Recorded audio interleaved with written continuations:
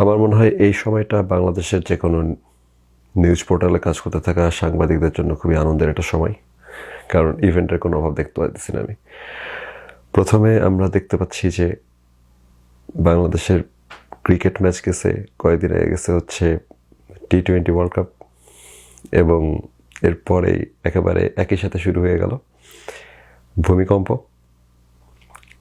সড়ক দুর্ঘটনা, রিপিটেডলি। মানে যেটা আমি বুঝতে পারিনি সেটা হচ্ছে যে একটা ময়লা ট্রাক একটা ছেলেকে ধাক্কা দিচ্ছে একদিন, হতে পারে, প্রবাবিলিটিতে অনেক অল্প থাকলেও এটা হওয়ার সম্ভাবনা আছে। ঠিক পরের দিন আরেকটা ময়লার ট্রাক আরেকটা মানুষকে ধাক্কা দিবে, মানে এটা কিভাবে সম্ভব আমি জানি না আসলে। দ্বিতীয়ত হচ্ছে এই যে এই ধরনের যে কোনো ঘটনা যখন ঘটে তখন আমরা দেখি যে কোনো না কোনো সময় এই ছাত্ররা হোক বা অন্য কেউ হোক একটা বিশাল আন্দোলন করলো, করার পরে তারা মনে করলো যে কিছু দাবি দাওয়া নিয়ে তারা যাবে, কারণ আন্দোলনের তো ফরম্যাট, এটা ফরম্যাটটা কীরকম টাইপের যে কিছু একটা হবে, হওয়ার পরে সবাই খুবই আউটরেজ দেখাবে, এরপরে তারা কোনো একটা দাবি দেখাবে বা দাবি দেবে, সেটাকে মেনে নেওয়া পর্যন্ত আন্দোলন চলবে, এবং দাবিগুলো যখন কেউ মেনে নিচ্ছে তখন তারা ধরে নেয় যে আন্দোলন সফল হয়েছে, কারণ এখন থেকে সব কিছু ঠিকমতো চলার কথা, তারপর তারা আন্দোলনটা শেষ করে। এটা খুবই ভালো একটা ফরম্যাট, কিন্তু আমাদের রিসেন্ট যে কয়েকটা আন্দোলন হয়েছে, দুইটা কারণে আমার মনে হয় না যে একটা আন্দোলন সফল হয়েছে। কিছু কিছু ক্ষেত্রে সবাই বাসায় ফিরে গেছে খুব শান্তি মতো, যে আমরা আসলে যেসব দাবি নিয়ে আসছিলাম সরকার মেনে নিচ্ছে, আন্দোলন সফল হয়েছে। কিন্তু আন্দোলন তো আসলে সফল হয় নাই, কারণ কোনো কিছু চেঞ্জ না হলে তো আন্দোলন সফল হয়েছে বলা যাচ্ছে না। এই শেষে যেটা হলো যে ধর্ষণ নিয়ে যে আন্দোলনটা হয়েছিল, সবসময় আন্দোলনগুলো হয় রাইট রিজন নিয়ে, কিন্তু দাবির অবস্থা থেকে খুবই করুণ। মানে দাবিতে তারা যেসব কথাবার্তা লেখে, আইদার সেটা গভর্নমেন্ট কোনোভাবে মানবে না, কোনোভাবে আন্দোলনটা নষ্ট করবে, অথবা তারা হচ্ছে এমন এমন সব দাবি নিয়ে যায় যেগুলো গভর্নমেন্ট ঠিকই মানবে আলটিমেটলি, কিন্তু সিচুয়েশনে কোনো চেঞ্জ আসবে না। তো এই জিনিসগুলো তো কন্টিনিউয়াসলি চলতে থাকলে হবে না। দুইটা সমস্যা এখানে থাকে, সেটা হচ্ছে যে যারা ভালো দাবি দাওয়া তুলতে পারে বা যাদের কাছে আসলে লং ভিশন আছে যাদের, তারা আসলে বেশিরভাগ সময় দেখা যায় যে এরকম টাইপের মানুষজন হয় যারা আন্দোলন করতে লিড দিবে না কখনো। তারা হয়তো নৈতিকভাবে থাকবে, রাস্তাঘাটে তাদের নাও পাওয়া যেতে পারে। আবার যারা হচ্ছে আউটরেজ থেকে একদম নেমে যাচ্ছে বা আসলে কোনো ধরনের অ্যাকশনে নামতেছে, তাদের ক্ষেত্রে দেখা যাচ্ছে যে তারা এই কাজগুলো করতে পারে খুব ভালো মতন, কিন্তু তাদের মাথা থেকে যে আইডিয়াগুলো বের হচ্ছে সেগুলোর অবস্থা অত্যন্ত করুণ। মানে দাবি দিচ্ছে, ইন্টেনশন খুবই ভালো, কিন্তু এই দাবিগুলোতে কোনো কাজ হবে না কখনো। এই যে এখানে একটা জিনিস হচ্ছে যে এই যে বিভিন্ন ধরনের রাজনৈতিক দলগুলো বলে কি যে যারা রাজপথে ছিল না তাদেরকে আমরা কেন ক্ষমতায় বসাবো, অথবা যারা হচ্ছে রক্ত দেয় নাই, মাইর খায় নাই, তারা কেন ক্ষমতায় বসবে, এইটার কথাবার্তা বলে অনেকে। এখানে পয়েন্ট হচ্ছে যে স্কিন ইন দ্য গেম তো থাকতেই হবে, সেটা একটা গুড পয়েন্ট, কিন্তু যারা শুধুমাত্র রাস্তাঘাট কাঁপাচ্ছে তাদের মাথা থেকে যদি বেটার আইডিয়া না আসে, তাহলে তাকে তো লিডারশিপে রেখে লাভ নাই, অথবা অ্যাটলিস্ট অ্যাডভাইজারের কথা কেউ শুনবে এরকমটা আশা করে খুব একটা লাভ হয়েছে বলে আমরা দেখি না কখনো। মানে ভাবতে পারা যায় যে আসলে যারা লিড দিচ্ছে তাদের অ্যাডভাইজার থাকবে, কারণ মানে সবাই লিডার হতে পারবে না, এবং সব লিডারের মাথার মধ্যে খুব মালপানি থাকবে তাও না। সো যদি অ্যাডভাইজারের কথা শুনে তাহলে তো মোটামুটি কাজ করার কথা, কিন্তু সেটা তো আসলে সবসময় সত্য হয় না, কারণ অ্যাডভাইজার তো আছে এখন যারা ক্ষমতায় থাকুক অথবা অন্যান্য জায়গাতে যারা কাজ করতেছে, অ্যাডভাইজার সবসময় থাকে, কিন্তু যদি আপনি নিজে এটার কন্ট্রোলের মধ্যে না থাকেন তাহলে আপনার অ্যাডভাইস কেউ নেবে কি না এ কোনো ঠিক নাই। রিসেন্টলি আমরা যেটা দেখছিলাম যে করোনা ভাইরাসের মধ্যে যখন ওই যে লকডাউন তুলে দেওয়ার একটা ঘোষণা দিয়েছিল মনে হয় ঈদের আগে, দ্বিতীয়বারের ঈদের আগে, কোরবানির ঈদের সময় মনে হয়, তখন পেপারে মনে হয় যে কমিটিটা ছিল যারা স্বাস্থ্য বিষয়ক সিদ্ধান্ত দেওয়ার জন্য অথবা লকডাউন থাকবে কি থাকবে না জন্য যে একটা বিশেষজ্ঞদেরকে নিয়ে একটা কমিটি হচ্ছে সরকার বানাইছিল, ওরা কিন্তু আগের দিন মিটিং করে একটা সাজেশন দিছে, পরের দিন সরকার বলছে যে লকডাউন তুলে দিলাম। তারপরে ওই অ্যাডভাইজারতে একজন বলছে যে আমরা তো এটার এগেনস্টে কথা বলছিলাম, আমরা তো বলছিলাম যে লকডাউন তোলা যাবে না, এখন এটাকে রাখতে হবে, এই ফেস্টিভ্যাল পার হয়ে যাওয়ার পরে তুললে হয়তো এরকম আর কি। কিন্তু তার মানে দাঁড়াচ্ছে কি যে আন্দোলনে যারা গেছে অলরেডি, যারা অলরেডি রাস্তার মধ্যে আছে, তারা আন্দোলন করতেছে, খুবই ভালো কথা, কিন্তু তারা যেই দাবিগুলো নিয়ে আসবে সেটার উপর আমার কোনো ভরসা নাই। মানে রিসেন্ট হিস্ট্রি থেকে আমি দেখি নাই যে মালপানিওয়ালা মানুষজন আন্দোলনে নেতৃত্ব দিছে। মানে হচ্ছে মাথার মধ্যে কিছু না থাকলে তো শুধু আপনি আপনি অবশ্যই এটা রাইট রিজনের রাস্তায় দাঁড়াবেন, চিল্লাফাল্লা করবেন, বলবেন যে আমার ভাইয়ের হত্যার বিচার চাই, ফাইন। বিচারটা কেমনে হবে সেটা নিয়ে আপনার কোনো কনসেপ্ট নাই। বিচারটা কেমনে করা উচিত, কেমনে আপনি জাস্টিস পাইতে পারেন, কেমনে ইন ফিউচার এই ধরনের ঘটনা ঘটবে না, এটা নিয়ে আপনার কোনো ধরনের আইডিয়া নেই। আপনি রাস্তায় দাঁড়িয়ে চিল্লাফাল্লা করলে তো আপনি সেই বিচার পাবেন না। আজকে তো আপনাকে পোলাপান থেকে জড়ো হবে, সরকার বলবে যে ওকে আমরা সব মেনে নিলাম।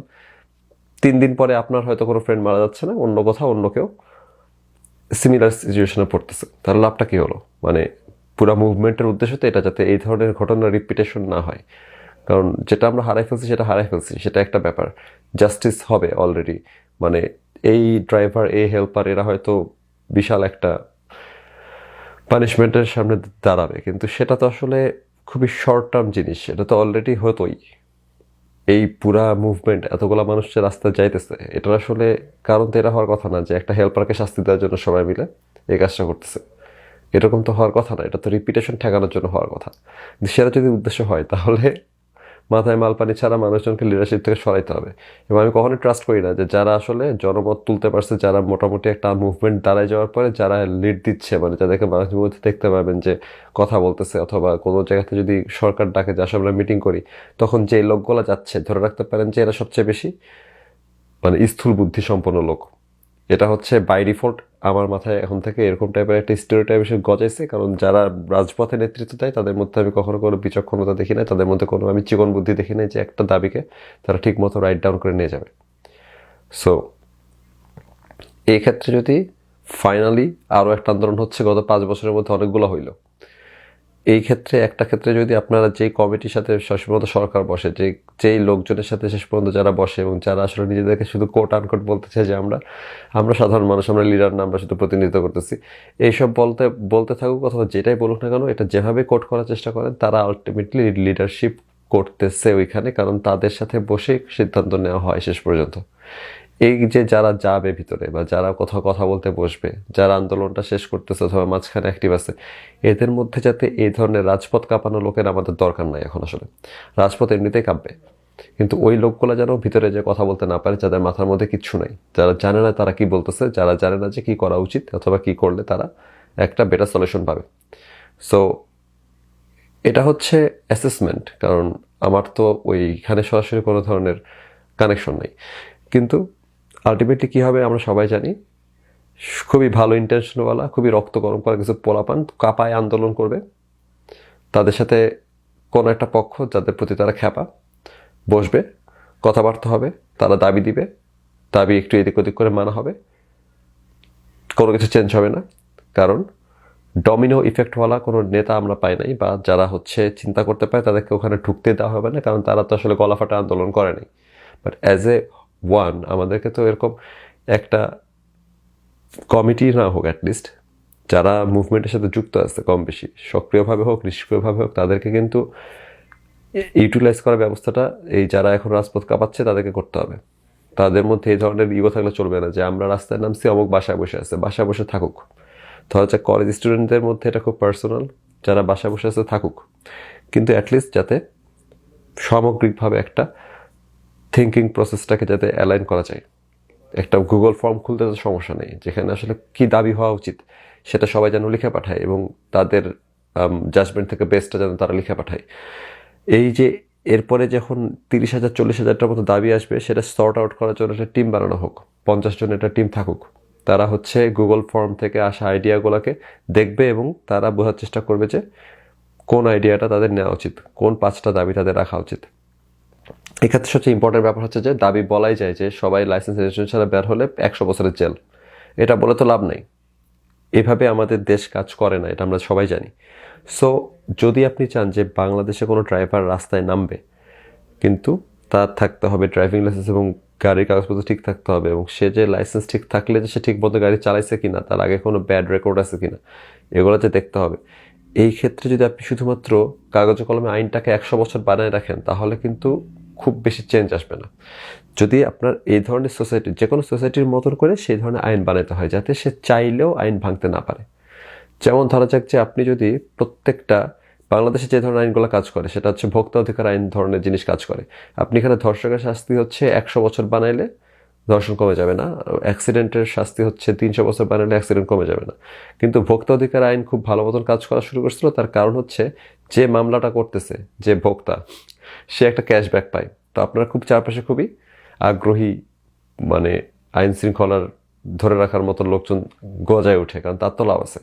সো যখন এই নিয়ে মানে বেসরকারি হোক সরকারি হোক গাড়ি নিয়ে যখন ঝামেলা হচ্ছে, তখন অবশ্যই আপনাকে এই ধরনের আইন পাশ করাতে হবে যেখানে কোনো যাত্রী যদি অভিযোগ করে ভোক্তা অধিকারের মতন যে এই ধরনের একটা, ধরা যাক যে ঝুঁকিপূর্ণ ওভারটেকিং হোক, যে কোনো কিছু হোক, তাহলে সেই যাত্রীকে একটা পার্সেন্টেজ অফ মানি দেওয়া হবে, যে জরিমানাটা করা হবে।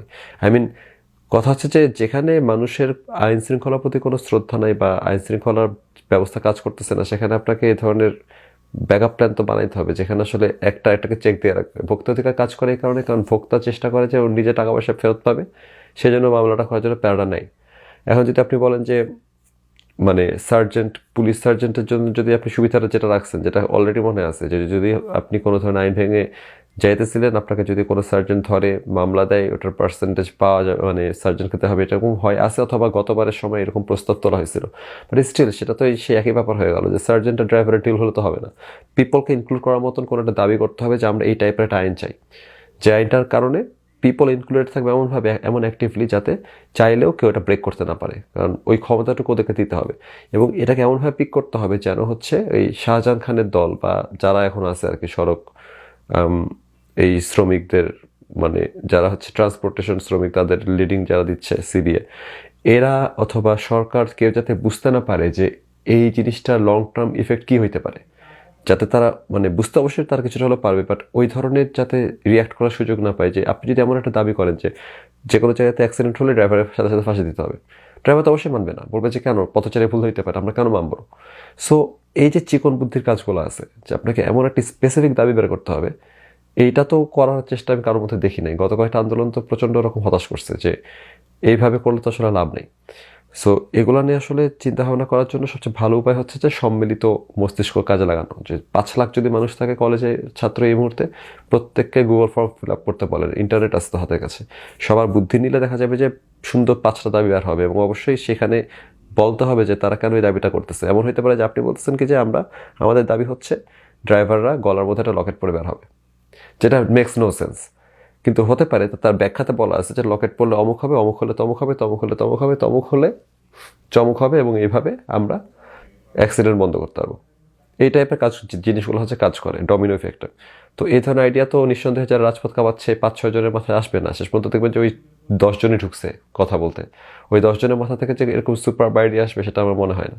অ্যাভারেজ আইডিয়াতে সমাজ সংস্কার করা যাবে না। অ্যান্ড আমার মনে হয় না এক্সট্রা অর্ডিনারি আইডিয়া সবসময় তাদের মাথাতেই আসবে যে 5-6 জন মিলে নেতৃত্ব দিচ্ছে একটা আন্দোলনের, বা ইভেনচুয়ালি নেতৃত্বের জায়গাতে পড়ে গেছে। প্রথমে কেউ লিডারশিপ নিতে আসে না আন্দোলনে, কিন্তু আন্দোলন একটা দাঁড়াই গেলে শেষ পর্যন্ত দেখা যায় যে 7-8 জনের দিকে সবাই তাকায় আছে, অথবা যখন কেউ কথা বলতে আসতেছে তখন তাদেরকে পাঠানো হচ্ছে প্রতিনিধি হিসাবে। বাট এটা আসলে নট এনাফ, কারণ 7 লাখ 10 লাখ মানুষকে কাজে লাগানো উচিত। কারণ গত আন্দোলনগুলো আমাদেরকে সেরকম ইঙ্গিত দিচ্ছে যে এটা না করলে আসলে খুব একটা লাভ হবে না। সো আলটিমেটলি যেহেতু আমরা খুব বাইরের লোকজন, সো এইসব কথাবার্তা খুব একটা দাম আছে বলে মনে হয় না, বাট সাজেশন, কারণ কিছু লোকজন হলো তো আসলে কানেক্টেড হয়ে যান আশেপাশে, সো চাইতেও পারে তাদের সামনে, নাও চাইতে পারে, বাট স্টিল এই থটগুলো শেয়ার করার কারণ হচ্ছে যে সামনে আর আন্দোলন হবে। আজকে হয়তো এটা খুব একটা এই কনসার্নটা সবার চোখে হয়তো পড়বে না, বাট এটা নিয়ে আলাপ হতে থাকলে হয়তো সামনের আন্দোলনে পড়বে, না হলে তারপরেরটাতে পড়বে। কিছু আসলেই সফল আন্দোলন হয়তো আমরা একসময় দেখতে পারবো। যাই হোক, সবাইকে ধন্যবাদ, ভালো থাকবেন, বিদায়।